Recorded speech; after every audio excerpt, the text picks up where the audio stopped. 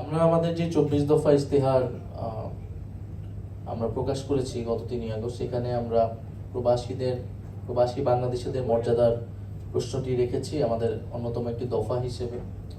আমরা এই মুহূর্তে প্রথম লক্ষ্য হিসেবে প্রবাসীদের ভোটাধিকার সেটাকে সবচেয়ে বেশি গুরুত্ব দিচ্ছি। কিন্তু সামনে নির্বাচন যখনই হোক না কেন, আমরা চাই যে প্রবাসীরা সেই নির্বাচনে অংশগ্রহণ করতে পারবে, কারণ নির্বাচনে অংশগ্রহণের মাধ্যমে তাদের যে নাগরিক মর্যাদা অধিকার সেটি আসলে সংরক্ষিত হয় এবং তাদের একটা মত প্রকাশের তাদের একটা এই যে ক্ষমতা হস্তান্তরে তাদের একটা অংশগ্রহণের সুযোগ তৈরি হয়।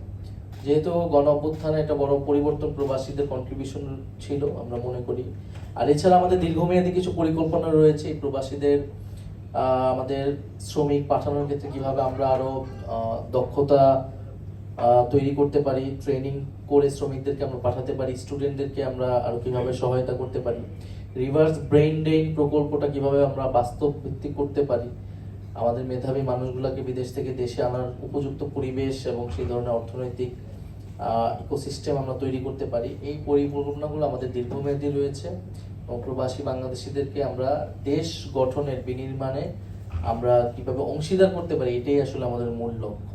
আচ্ছা, আপনি প্রবাসীদের আপনার 2 দিনে আপনার বক্তব্য শুনেছি, আপনি প্রবাসীদের